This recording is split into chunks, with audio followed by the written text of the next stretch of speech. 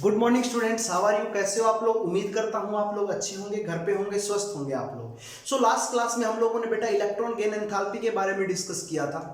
वहीं पर electron gain enthalpy के बारे में हम लोगों ने पढ़ा था क्या होती है, किस प्रकार से हम लोगों की इलेक्ट्रॉन गेन एंथैल्पी ग्रुप के अंदर और पीरियड के अंदर चेंज होती है। ठीक है, हम लोगों ने ये भी डिस्कस किया था कि इलेक्ट्रॉन गेन एंथैल्पी किन किन फैक्टर्स के ऊपर डिपेंड करती है। आज की क्लास का जो हमारा मेन टॉपिक रहेगा दैट इज द इलेक्ट्रोनेगेटिविटी। क्या होता है बेटा? इलेक्ट्रोनेगेटिविटी।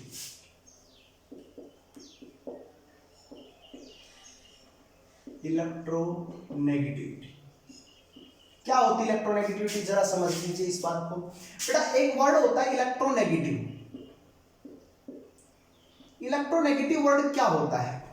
मैं कहता हूं कि कोई भी एक एलिमेंट है वो इलेक्ट्रोनेगेटिव नेचर का है। इलेक्ट्रोनेगेटिव मतलब कि उसके पास टेंडेंसी होती है या गेन ऑफ इलेक्ट्रॉन्स करने की। अगर कोई भी एलिमेंट के पास टेंडेंसी होती है गेनिंग ऑफ इलेक्ट्रॉन्स की, वो एलिमेंट कौन सा एलिमेंट कहलाता है बेटा? Electronegative element.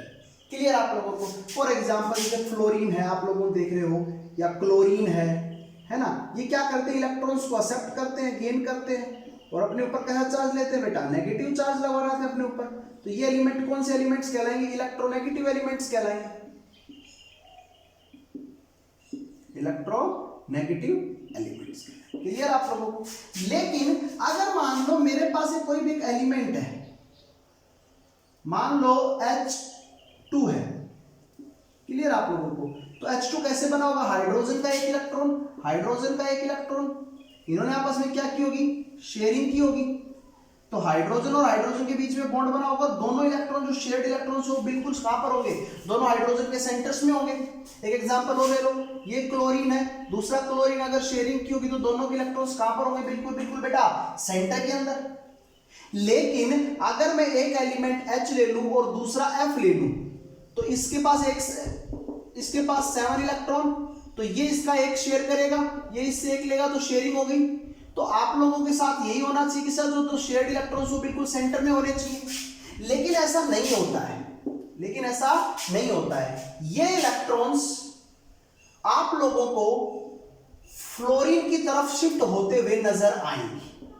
क्लियर आप लोगों को? अगर मैं इनकी इलेक्ट्रॉन डेंसिटी की बात करूं तो हाइड्रोजन की इलेक्ट्रॉन डेंसिटी यहां पर कम हो जाती है, वहीं पर फ्लोरीन की इलेक्ट्रॉन डेंसिटी यहां पर क्या हो जाती है बेटा? बढ़ जाती है। समझ में आप लोगों को बात? मींस इलेक्ट्रॉन्स किधर शिफ्ट हो जाएंगे? फ्लोरीन की तरफ। तो फ्लोरीन के पास वो टेंडेंसी है इलेक्ट्रॉन्स को एक्सेप्ट करने की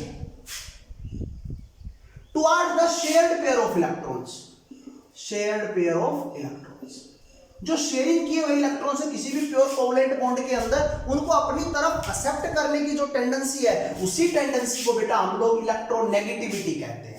अगर मैं सिंपल बाहर अकेला आइसोलेटेड एटम है तो उसकी इलेक्ट्रोनेगेटिव कैरेक्टर की बात करूंगा। लेकिन अगर वो कंबाइंड स्टेट में इलेक्ट्रोनेगेटिव एलिमेंट जुड़ा हुआ है किसी लेस इलेक्ट्रोनेगेटिव एलिमेंट के साथ, तो वहां पर हम लोग बात करेंगे उसकी इलेक्ट्रोनेगेटिविटी की। तो क्लियर सी बात है कि हम लोगों को यहां पर क्या देखने को मिलेगा कि जो इलेक्ट्रॉन्स हैं वो शिफ्ट हो जाते हैं कहां पर? मोर इलेक्ट्रोनेगेटिव एलिमेंट की तरफ। जरा देखिए, समझिए चीजों को।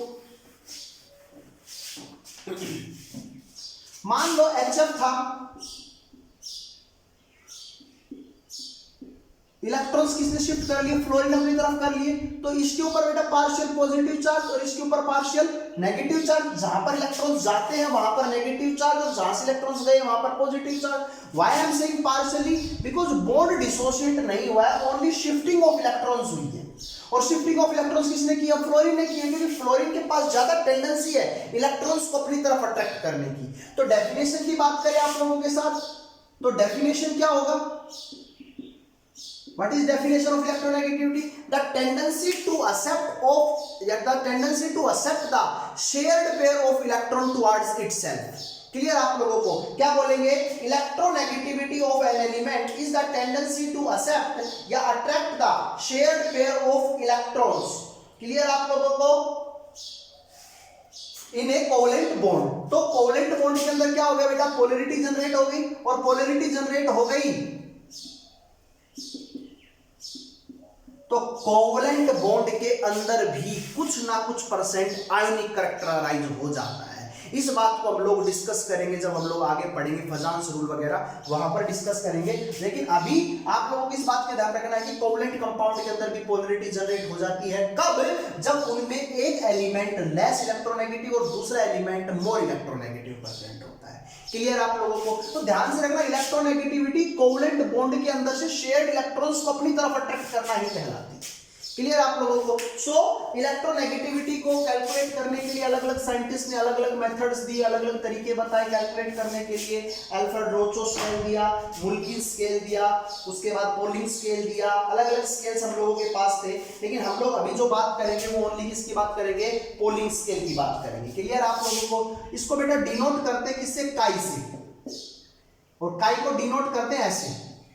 तो किसी एलिमेंट, मान लो ए एलिमेंट की इलेक्ट्रोनेगेटिविटी काई ए, बी एलिमेंट की बी, तो उन दोनों का अगर मेरे को इलेक्ट्रोनेगेटिविटी डिफरेंस निकालना है काई ए माइनस काई बी, दोनों का अगर मेरे को इलेक्ट्रोनेगेटिविटी डिफरेंस निकालना है तो कितना आएगा? 0.0, यही आएगा ना, 0.107 रूट डेल्टा। डेल्टा क्या है यहां पर बेटा?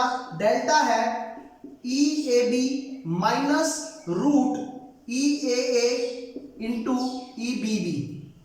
Here EAB, EAA and EBB is the bond dissociation enthalpy. Bond dissociation spelling देख लेना, एनर्जी या एंथैल्पी किसकी? AB के बीच की बॉन्ड डिसोसिएशन एंथैल्पी, A के बीच की बॉन्ड डिसोसिएशन एंथैल्पी और BB के बीच की बॉन्ड डिसोसिएशन एंथैल्पी। क्लियर आप लोगों को? So by using this Pauling scale, this is known as बेटा Pauling scale. So Pauling scale का यूज करके आप लोग किन्हीं भी एलिमेंट्स की इलेक्ट्रोनेगेटिविटी का डिफरेंस फाइंड आउट कर सकते हो। क्लियर आप लोगों को? यहां तक की बात समझ में आई आप लोगों को? सो आगे बात करते हैं आप लोगों के साथ, और ऐसे कौन कौन सी चीजें हैं जहां पर इलेक्ट्रोनेगेटिविटी वैल्यू डिपेंड भी करती है और कौन कौन सी चीजें फैक्टर्स हैं जो अफेक्ट करते हैं। तो बेटा बात करते हैं स्टेट ऑफ हाइब्रिडाइजेशन की। स्टेट ऑफ हाइब्रिडाइजेशन की, स्टेट ऑफ हाइब्रिडाइजेशन। बेटा आपको पता है एक हाइब्रिडाइजेशन होती है sp, दूसरी होती है sp2, तीसरी होती है sp3। बेटा इसके अंदर परसेंटेज ऑफ s कैरेक्टर कितना होगा? 50%। इसके अंदर बेटा कितना होगा? 33.3%। इसके अंदर बेटा कितना होगा? 25%। तो परसेंटेज ऑफ s कैरेक्टर जिसके अंदर जितना ज्यादा होगा वो उतना ही ज्यादा इलेक्ट्रोनेगेटिव नेचर रखेगा। तो sp कंपाउंड वालों की हाइब्रिडाइजेशन सबसे ज्यादा, इलेक्ट्रोनेगेटिविटी सबसे ज्यादा, फिर sp3। बेटा 50% आपको पता है sp, दो ऑर्बिटल्स प्रेजेंट है s और p, तो 100% अगर sp है तो s कितना होगा? 50 और pb कितना होगा? 50। यहाँ पर आपको पता टोटल 100 में तीन चीजें प्रेजेंट है तो 33.3%, यहाँ पर चार चीजें हैं। तो अभी क्वेश्चन कर लेते हैं इससे रिलेटेड। मैं आप लोगों के सामने क्वेश्चन पूछता हूँ, CH triple bond CH, CH2 double bond CH2 and CH3 single bond CH3, इन तीनों के अंदर अगर मैं आप लोगों से पूछूं तो सबसे ज्यादा इलेक्ट्रोनेगेटिविटी किसकी होगी बेटा? जहां पर ट्रिपल बॉन्ड होता है उन कंपाउंड्स की हाइब्रिडाइजेशन sp होती है, जहां पर डबल बॉन्ड होता है उन कंपाउंड्स की हाइब्रिडाइजेशन sp2 होती है, और जहां पर सिंगल बॉन्ड होता है उन कंपाउंड्स की हाइब्रिडाइजेशन sp3 होती है। और आपको पता है sp की इलेक्ट्रोनेगेटिविटी सबसे ज्यादा होगी। क्लियर है आप लोगों को? sp की इलेक्ट्रोनेगेटिविटी यहां पर सबसे ज्यादा होगी। तो that's why we can say that this one is more electronegative, means ethyne is more electronegative as comparison to ethene and ethene. Clear आप लोगों को? नेक्स्ट बात करते हैं बेटा ऑक्सीडेशन स्टेट से रिलेटेड। ऑक्सीडेशन स्टेट कैसे होती है बेटा? जितनी ज्यादा किसी की ऑक्सीडेशन स्टेट होगी वो इलेक्ट्रॉन्स का उतना ही ज्यादा भूखा होगा और उसकी इलेक्ट्रोनेगेटिविटी उतनी ही ज्यादा होगी। फॉर एग्जाम्पल मैं आप लोगों के सामने एक क्वेश्चन देता हूँ, Fe+3 का एक आयन है और एक Fe+2 का आयन है। आप लोग अगर इनको इलेक्ट्रॉन्स देना चाहते हो या ये इलेक्ट्रॉन्स को गेन करना चाहते हो तो कौन बहुत फास्ट इलेक्ट्रॉन्स को गेन करेगा? जो इलेक्ट्रॉन्स का ज्यादा भूखा होगा। और +3 चार्ज है, इसका मतलब इसके पास 3 इलेक्ट्रॉन्स की कमी है, इसने 3 इलेक्ट्रॉन्स लॉस कर दिए बेचारे ने। तो अब ये क्या करेगा? इलेक्ट्रॉन्स को अगर एक्सेप्ट करेगा तो सबसे जल्दी एक्सेप्ट करेगा। क्लियर है? तो जितनी ज्यादा किसी कंपाउंड की ऑक्सीडेशन स्टेट होगी उस कंपाउंड की इलेक्ट्रोनेगेटिविटी की वैल्यू भी उतनी ही ज्यादा होगी। समझ में आ गया आप लोगों को? मैं आप लोगों से पूछ लूं कॉपर 2 पॉजिटिव और कॉपर पॉजिटिव में किसकी इलेक्ट्रोनेगेटिविटी ज्यादा है? तो सर जिस कंपाउंड की ऑक्सीडेशन स्टेट जितनी ज्यादा है वो कंपाउंड हमारे पास उतना ही ज्यादा क्या रहेगा बेटा? इलेक्ट्रोनेगेटिव रहेगा। अगर मैं आप लोगों से बात करूं तो Fe3 पॉजिटिव की इलेक्ट्रोनेगेटिविटी की वैल्यू 1.96 और इसकी 1.83 होती है। तो आप लोगों को पहले ही बता चुका हूं, जिस कंपाउंड की ऑक्सीडेशन स्टेट जितनी ज्यादा होगी वो कंपाउंड उतने ही ज्यादा इलेक्ट्रोनेगेटिव नेचर के वाले होंगे। समझ में आई आप लोगों को? नेक्स्ट है बेटा आप लोगों के पास that is the nature of substituent attached it. Nature of substituent attached it. तो बात कर लेते बेटा, मान लो मेरे पास एक कंपाउंड है CH3I और एक दूसरा कंपाउंड है CF3I। इसके साथ बेटा आप लोग देख रहे हो कितने हाइड्रोजन जुड़े हुए हैं, 3 हाइड्रोजन जुड़े हुए हैं। इसके साथ यहाँ पर बेटा कितने फ्लोरीन जुड़े हुए हैं, 3, और फ्लोरीन की इलेक्ट्रोनेगेटिविटी ज्यादा है। क्लियर आप लोगों को? तो फ्लोरीन की इलेक्ट्रोनेगेटिविटी ज्यादा है तो फ्लोरीन क्या करेगा, इस कार्बन की तरफ से इलेक्ट्रॉन्स के जो शेयरिंग वाले इलेक्ट्रॉन्स उनको अपनी तरफ खींचेगा। तो कार्बन के ऊपर पार्शियल पॉजिटिव सबसे ज्यादा होगा, और जितना ज्यादा पॉजिटिव चार्ज इस कार्बन के ऊपर होगा तो उतनी जल्दी इलेक्ट्रॉन्स को एक्सेप्ट करने की टेंडेंसी रखेगा। तो इन दोनों में मैं पूछूं किसकी इलेक्ट्रोनेगेटिविटी ज्यादा है, तो सर जिसके साथ इलेक्ट्रोनेगेटिव एलिमेंट जुड़े हुए हैं, अटैच्ड हैं, उन्हीं की इलेक्ट्रोनेगेटिविटी की वैल्यू क्या होगी बेटा यहाँ पर ज्यादा। क्लियर है आप लोगों को? तो जिन कंपाउंड्स के साथ यहाँ पर क्या होगा बेटा, मोर इलेक्ट्रोनेगेटिव एलिमेंट्स जुड़े हुए हैं, उन्हीं की यहाँ पर क्या होगी बेटा, इलेक्ट्रोनेगेटिविटी की वैल्यू ज्यादा होगी। समझ में आई आप लोगों को? नेक्स्ट चलते हैं आगे की तरफ और बात कर लेते हैं कुछ और। बात करते हैं बेटा ट्रेंड्स की। बेटा अगर मैं बात करूं पीरियड के अंदर, पीरियड मतलब सर जब हम लोग लेफ्ट टू राइट चलेंगे बेटा साइज क्या होगा, डिक्रीज होगा। समझ में आया आप लोगों को? साइज डिक्रीज होगा, इलेक्ट्रॉन गेन एंथैल्पी नेगेटिव होगी और आयोनाइजेशन एनर्जी भी इंक्रीज होगी। तो सर इलेक्ट्रोनेगेटिविटी का कॉन्सेप्ट बढ़ता जाएगा, इलेक्ट्रोनेगेटिविटी इंक्रीज होती जाएगी, और जिनकी इलेक्ट्रोनेगेटिविटी बढ़ती जाती है उसी साइड बेटा क्या होता है, नॉन मेटेलिक करैक्टर भी इंक्रीज होता है। और आप लोगों को पता है हमारी पीरियोडिक टेबल के अंदर इधर सारी कौन है, नॉन मेटल्स है, इधर मेटल्स है और बीच में कौन है, मेटलॉइड्स हैं। तो आप लोगों को पता है बेटा जो नॉन मेटल्स होती हैं वो लगभग सारी की सारी क्या होती हैं, इलेक्ट्रोनेगेटिव नेचर रखती हैं, means they have tendency to accept the shared pair of electrons. बात करते हैं ग्रुप की। ग्रुप में बेटा आप कहां चलेंगे, डाउन द ग्रुप, नीचे की तरफ चलेंगे। नीचे की तरफ चलेंगे तो साइज बढ़ेगा, इलेक्ट्रॉन गेन एंथैल्पी घटेगी, आयोनाइजेशन एंथैल्पी घटेगी, तो बेटा इलेक्ट्रोनेगेटिविटी करैक्टर भी घटेगा। और बेटा नीचे की तरफ चलोगे तो मेटेलिक करैक्टर इंक्रीज हो जाएगा। मेटेलिक करैक्टर क्या हो जाएगा बेटा, इंक्रीज हो जाएगा। आप लोगों को पता है नीचे की तरफ चलेंगे साइज बढ़ेगा, आउटर मोस्ट सेल और न्यूक्लियस के बीच की डिस्टेंस बढ़ जाएगी, फोर्स ऑफ अट्रैक्शन कम हो जाएगा उनके बीच का, तो वहां से इलेक्ट्रॉन लॉस करना हमारे लिए क्या हो जाएगा, आसान हो जाएगा। और जितनी आसानी से हम इलेक्ट्रॉन्स को लॉस कर सकते हैं उतना ही अच्छा क्या होगा बेटा, वो मेटल होगा। तो बेटा डाउन द ग्रुप अपना मेटेलिक करैक्टर बढ़ता है, वहीं पीरियड के अंदर हम लोग बात करते हैं तो हमारा नॉन मेटेलिक करैक्टर बढ़ता है। इस बात को आप लोगों को ध्यान रखना है बहुत अच्छे ढंग से। हमारे पास एक एलिमेंट है फ्लोरीन, जिसकी इलेक्ट्रोनेगेटिविटी पूरी पीरियोडिक टेबल के अंदर सबसे ज्यादा है 4.0। बेटा इलेक्ट्रोनेगेटिविटी एक यूनिटलेस क्वांटिटी होती, इसकी कोई यूनिट नहीं होती। जिस प्रकार से आप लोगों ने देखा होगा electron gain enthalpy, ionisation energy या एटॉमिक रेडियस सभी की यूनिट होती हैं। एटॉमिक रेडियस आप लोग पिकोमीटर, एंगस्ट्रॉम में मेजर करते हो, वहीं पर आप लोग इलेक्ट्रॉन गेन एंथैल्पी और आयोनाइजेशन एंथैल्पी मेजर करते हो इन जूल, कैलोरीज, है ना, इनके अंदर आप लोग मेजर करते हो। लेकिन इलेक्ट्रोनेगेटिविटी का कोई भी यूनिट नहीं होता है, ध्यान रखना है। और सबसे ज्यादा इलेक्ट्रोनेगेटिव एलिमेंट फ्लोरीन है, जिसकी इलेक्ट्रोनेगेटिविटी की वैल्यू बेटा हमारे पास कितनी है, 4.0 है। क्लियर आप लोगों को? और हमारे पास सीजियम मेटल है, सीजियम, उसकी इलेक्ट्रोनेगेटिविटी वैल्यू सबसे कम है, लीस्ट। तो जिसकी सबसे लेस्ट इलेक्ट्रोनेगेटिविटी उतनी अच्छी क्या होगी बेटा, मेटल होगी। इसकी इलेक्ट्रोनेगेटिविटी की वैल्यू 0.7 है। क्लियर आप लोगों को? क्या है बेटा, 0.7 है। क्लियर है? नेक्स्ट बात कर लेते हैं आप लोगों के साथ पोलैरिटी और नॉन पोलर कंपाउंड्स के बारे में, polar and non polar bonds, polar and non polar bonds.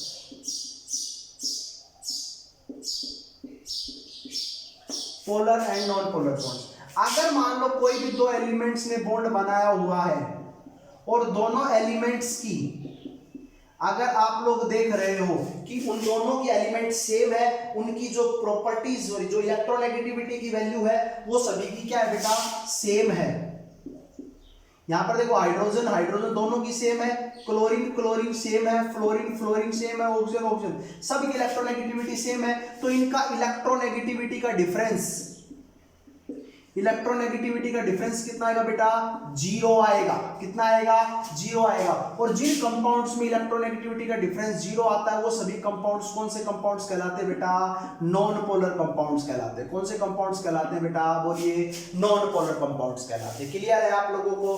वहीं पर बात करूं जहां पर दो कंपाउंड्स के बीच में कोई ना कोई इलेक्ट्रोनेगेटिविटी का डिफरेंस होगा, जिन कंपाउंड्स में इलेक्ट्रोनेगेटिविटी का डिफरेंस होगा वो सभी कंपाउंड्स बेटा जिनका डाइपोल मोमेंट है, या मैं कह देता हूं जिनका इलेक्ट्रोनेगेटिविटी का डिफरेंस जीरो नहीं होगा वो सभी कंपाउंड्स बेटा पोलर कहलाएंगे।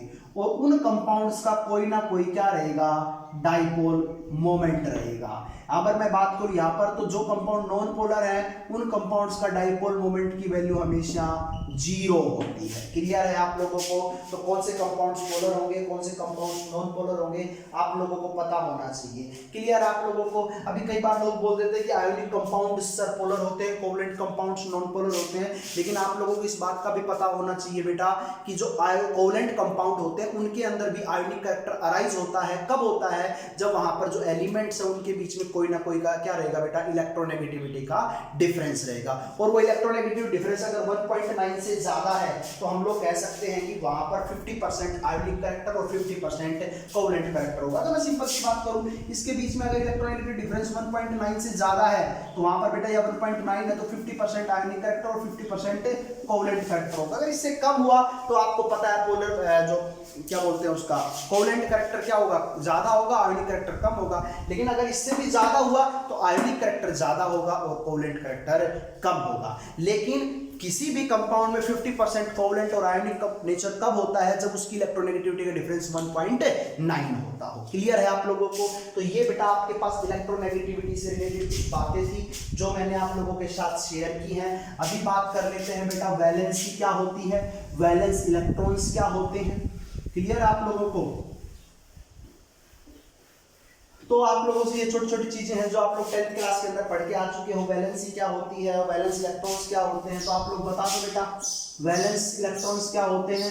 सर जो इलेक्ट्रॉन आउटर मोस्ट सेल के अंदर प्रेजेंट होते हैं वो कौन से इलेक्ट्रॉन्स कहलाते हैं बेटा, वैलेंस इलेक्ट्रॉन। वैलेंसी क्या होती है बेटा, हर एलिमेंट के पास इलेक्ट्रॉन्स को लॉस और गेन करने की जो टेंडेंसी है, गेन करने की जो टेंडेंसी है, किस किस लिए, to complete their octet, to complete their octet, octet को कंप्लीट करने के लिए किसी भी एलिमेंट के पास जो इलेक्ट्रॉन्स को लॉस और गेन करने की टेंडेंसी है बेटा वो क्या कहलाएगी, हमारी वैलेंसी। उसके बाद वैलेंस सेल कौन सी होती है बेटा, बेटा वैलेंस सेल कौन सी होती है, जो न्यूक्लियस से सबसे बाहर वाली जो सेल है उस सेल को बेटा हम लोग क्या बोलेंगे, वैलेंस सेल। और बेटा आप लोगों को पता है वैलेंस ऑर्बिटल भी होते हैं। तो वैलेंस ऑर्बिटल्स कौन से होते हैं बेटा, जो आउटर मोस्ट सेल के अंदर जो ऑर्बिटल्स प्रेजेंट होते हैं, जो वैलेंस सेल के अंदर जो ऑर्बिटल्स प्रेजेंट होंगे उन ऑर्बिटल्स को हम लोग वैलेंस ऑर्बिटल कहेंगे। क्लियर है आप लोगों को। तो ये छोटी छोटी बातें थी। बात कर लेते हैं कुछ और थोड़ी सी कि वैलेंस इलेक्ट्रॉन्स की अगर मैं बात करूं आप लोगों से, वैलेंसी की बात करूं तो लेफ्ट टू राइट जाएंगे तो क्या होगा, तो अगर मैं लेफ्ट टू राइट जा रहा हूं तो हमारे बेटा वैलेंस सेल के अंदर इलेक्ट्रॉन्स या वैलेंस इलेक्ट्रॉन्स इंक्रीज होते जाएंगे। आप लोग देखिए यहां पर जैसे मैं बात कर लेता हूं आप लोगों के साथ, lithium, beryllium, boron, carbon, nitrogen, oxygen, fluorine और नियोन। इसकी वैलेंस सेल में एक इलेक्ट्रॉन, इसकी में 2, इसकी में 3, 4, 5, 6, 7, 8। तो आप लोग देख रहे हो लेफ्ट टू राइट अगर मैं मूव कर रहा हूं तो वैलेंस सेल के अंदर इलेक्ट्रॉन्स बढ़ रहे हैं। लेकिन अगर मैं बात करूं ग्रुप के अंदर पोटासियम, रुबिडियम और सीजियम सभी की आउटर मोस्ट सेल के अंदर बेटा कितना इलेक्ट्रॉन मिलेगा, एक इलेक्ट्रॉन मिलेगा। तो वैलेंस सेल के अंदर इलेक्ट्रॉन्स ग्रुप के अंदर बेटा कांस्टेंट रहते हैं, फिक्स रहते हैं जितने हैं। इसके अंदर 2 मिलेंगे, इसके अंदर ओनली 3 ही मिलेंगे, इसके अंदर 4 ही मिलेंगे। क्लियर है। तो वैलेंस सेल के जो अंदर इलेक्ट्रॉन्स हैं वो ग्रुप के अंदर डिपेंड करते हैं उसके ग्रुप नंबर पर। और अगर मैं बात करूं इनकी पीरियड के अंदर तो डिपेंड करते हैं ये इनकी जो वैलेंस शेल के अंदर इलेक्ट्रॉन्स है उनके ऊपर डिपेंड करते हैं, इनके एटॉमिक नंबर के ऊपर डिपेंड करते हैं। क्लियर बात आप लोगों को? तो ये आप लोगों ने बात सीखी। आप लोगों ने यहाँ पर वैलेंसी की बात करूं तो वैलेंसी आप लोगों को पता है बेटा क्या होगी, जिस ग्रुप में जो एलिमेंट है उसकी उतनी है वैलेंसी होगी। जैसे मैं लिथियम की बात करूं तो सबकी वैलेंसी इतनी होगी 1, इसकी सबकी वैलेंसी कितनी होगी बेटा 2, इन सब की वैलेंसी कितनी होगी 3, इस सब की वैलेंसी कितनी होगी 4। लेकिन नाइट्रोजन की अगर बात करूं तो 8 पूरे करने के लिए कितने चाहिए 30, इसको कितने चाहिए 2, इसको कितने चाहिए 1, इसको कितना चाहिए 0। तो वैलेंसी क्या होती है बेटा आप लोगों को पता है, प्रत्येक ग्रुप के अंदर फिक्स होती है, लेकिन पीरियड के अंदर 1 से 4 तक बढ़ती है और फिर घटती है। बेटा दो बातें मैंने आप लोगों को बताई हैं, एक बताई है वैलेंस इलेक्ट्रॉन सर इधर बढ़ते हुए जा रहे हैं, दूसरा मैंने क्या कहा कि वैलेंस इलेक्ट्रॉन इधर कांस्टेंट है, तीसरी बात मैंने आप लोगों से क्या की कि वैलेंसी जो है वो फर्स्टली 1 से लेकर 4 तक इंक्रीज होती है, after then that will be decrease, ये डिक्रीज हो जाती है, उसके बाद फर्दर इंक्रीज होती है, फिर डिक्रीज होती है। लेकिन अगर मैं ग्रुप की बात करूं आप लोगों के अंदर तो वैलेंसी यहां पर कांस्टेंट रहती है। So now next topic is our the chemical properties, या केमिकल प्रॉपर्टीज पर क्या इफेक्ट पड़ता है, कैसे क्या चीजें होती हैं, हम उन चीजों को भी देख लेते हैं। बेटा आप लोगों को पता है ग्रुप के अंदर कैसे केमिकल रिएक्टिविटी होंगी और पीरियड के अंदर कैसे केमिकल रिएक्टिविटी होंगी, ध्यान से समझना है चीजों को। ये बेटा मेरे पास पीरियड है और ये इधर ग्रुप है। पीरियड मतलब लेफ्ट टू राइट, और अगर ग्रुप की बात करूं तो डाउन नीचे की तरफ। बेटा इधर आयोनाइजेशन एनर्जी सबसे कम है, लेस, इलेक्ट्रॉन गेन एंथैल्पी सबसे लेस है, एटॉमिक साइज बढ़ता हुआ जा रहा है नीचे की तरफ। क्लियर आप लोगों को? और इलेक्ट्रोनेगेटिविटी वैल्यू भी क्या है बेटा सबसे कम है। तो सबसे अच्छा कौन सा कैरेक्टर होगा बेटा, मेटेलिक कैरेक्टर होगा। और नीचे की तरफ अगर हम लोग बात करें तो हमारी रिएक्टिविटी इंक्रीज हो जाएगी। क्यों? क्योंकि आपको पता है किसी भी केमिकल रिएक्शन के अंदर इलेक्ट्रॉन्स पार्टिसिपेट करते हैं और इलेक्ट्रॉन्स यहां से नीचे से निकालना हमारे लिए बहुत आसान होता है। तो इस वजह से हम लोग बात कर सकते हैं यहाँ पर ये इलेक्ट्रॉन्स को इजीली लॉस कर सकते हैं, इस वजह से इनकी रिएक्टिविटी सबसे ज्यादा होती है। लेकिन वहीं पर अगर मैं बात करूँ लेफ्ट टू राइट की तो यहाँ पर आयोनाइजेशन एनर्जी सबसे ज्यादा है, इलेक्ट्रॉन गेन एंथैल्पी सबसे ज्यादा नेगेटिव है, एटॉमिक साइज सबसे ज्यादा कम है, घट रहा है ना एटॉमिक साइज। क्लियर है? नॉन मेटेलिक कैरेक्टर बढ़ता हुआ जा रहा है। बोलिए बेटा, नॉन मेटेलिक कैरेक्टर बढ़ता हुआ जा रहा है, क्यों जा रहा है? क्योंकि सर इलेक्ट्रोनेगेटिविटी की वैल्यू इधर क्या हो रही है, इंक्रीज हो रही है। तो इस वजह से हम लोग कह सकते हैं कि सर इधर केमिकल रिएक्टिविटी घटती है, इधर घटती है। लेकिन अगर मैं बात बिल्कुल लास्ट बात करूं हैलोजेंस की, अगर मैं हैलोजेंस की बात करूं तो बेटा वो सबसे ज्यादा रिएक्टिव होती हैं। और हैलोजेंस सबसे ज्यादा रिएक्टिव क्यों होती हैं, मैं आप लोगों से बात सीधी सीधी कर चुका हूं। क्यों रिएक्टिव होती है बेटा? क्योंकि हैलोजन की आउटर मोस्ट सेल के अंदर 7 इलेक्ट्रॉन होते हैं और वो अपने ऑक्टेट को कंप्लीट करने के लिए कितने इलेक्ट्रॉन्स की रिक्वायरमेंट में रहती है, 1 इलेक्ट्रॉन। तो वो 1 इलेक्ट्रॉन बहुत आसानी से गेन कर लेती हैं, बिकॉज क्योंकि उनकी इलेक्ट्रॉन गेन एंथैल्पी सबसे ज्यादा नेगेटिव होती है। तो ये बात हम लोगों को समझ में आई। और हम लोगों ने एक बात और निकाली यहां से, और क्या निकाली कि यहां पर इस कॉर्नर के अंदर रिएक्टिविटी सबसे ज्यादा है पीरियोडिक टेबल के, और इस कॉर्नर के अंदर रिएक्टिविटी सबसे ज्यादा है। लेकिन जो बीच में है वो रिएक्टिविटी, जो बीच में एलिमेंट है उनकी रिएक्टिविटी बेटा यहां पर क्या होगी, कम होगी as comparison to the ends of the periodic table. Clear है? एंड्स के अंदर जो एलिमेंट्स प्रेजेंट है उनकी chemical except noble gases. Clear आप लोगों को बात यहां पर समझ में आ गई? थोड़ा सा और बात कर लेते हैं ऑक्साइड से रिलेटेड। बेटा आप लोगों को पता है जब भी कोई एलिमेंट ऑक्सीजन के साथ रिएक्ट करेगा तो उनके ऑक्साइड्स बनेंगे, और ऑक्साइड्स बनेंगे तो आप लोगों को पता है ऑक्साइड्स का नेचर कैसा होता है। बेटा मेटेलिक ऑक्साइड्स जो होते हैं वो हमारे पास कैसे होते हैं, मेटेलिक ऑक्साइड्स बेटा बेसिक नेचर के होते हैं। कौन से नेचर के होते हैं बेटा? बेसिक। और हमारे पास जो नॉन मेटेलिक ऑक्साइड्स हैं वो हमारे पास एसिडिक नेचर के होते हैं। कौन से नेचर के होते हैं? एसिडिक नेचर के होते हैं। समझ में आ गया आप लोगों को? तो ग्रुप पीरियड के अंदर जा रहे थे तो बेटा कौन से metallic character, non metallic character increase हो रहा था। डाउन द ग्रुप जा रहे थे तो कौन सा कैरेक्टर बढ़ रहा था, मेटेलिक कैरेक्टर बढ़ रहा था। तो इधर जो ऑक्साइड्स होंगे वो क्या, कौन से ऑक्साइड्स होंगे, मेटेलिक ऑक्साइड्स। इधर जो ऑक्साइड्स होंगे वो कौन से ऑक्साइड्स होंगे, नॉन मेटेलिक ऑक्साइड्स। इनका नेचर कैसा होगा, बेसिक। इनका नेचर कैसा होगा, एसिडिक। क्लियर आप लोगों को? तो बीच में जो बचे बेटा वो कैसे नेचर के होंगे, एम्फोटेरिक नेचर के। कौन से नेचर के होंगे बेटा, एम्फोटेरिक। और एम्फोटेरिक नेचर आप लोगों को पता है क्या होता है, व्हाट इज एम्फोटेरिक सर, ऐसे एलिमेंट जहां पर ऐसे कंपाउंड जो एसिड की तरह भी बिहेव करे और बेस की तरह बिहेव करते हैं वो कंपाउंड्स कौन से कहते हैं बेटा, एम्फोटेरिक। हालांकि कुछ नॉन मेटेलिक ऑक्साइड्स बेटा आप लोगों को मैं बता देता हूं कि न्यूट्रल भी होते हैं, जैसे आप लोगों का CO हो गया, उसके बाद NO2 हो गया, N2O हो गया, समझ में आ गई, CO हो गया, N2O हो गया। और मैं आप लोगों को बता देता हूं कोई एक एग्जांपल जिससे हम लोग रिएक्टिविटी की बात कर सकते हैं, और वो एग्जांपल्स है जैसे आप लोगों के पास NO और हो गया, NO। ये सब बेटा जितने भी ऑक्साइड्स हैं सारे न्यूट्रल ऑक्साइड्स हैं। तो ऐसा जरूरी नहीं है कि वो एसिडिक ऑक्साइड्स होंगे, नॉन मेटल के कुछ न्यूट्रल ऑक्साइड्स भी होते हैं। अगर मैं एम्फोटेरिक की बात करूं तो Al2O3 हो गया या AS2O3 हो गया, ये जो ऑक्साइड्स होते हैं बेटा आपको पता है क्या होते हैं, एम्फोटेरिक। बेसिक ऑक्साइड्स की अगर मैं बात करूं तो आप लोगों को पता है Na2O हो गया, KO2 हो गया, है ना, Li2O हो गया।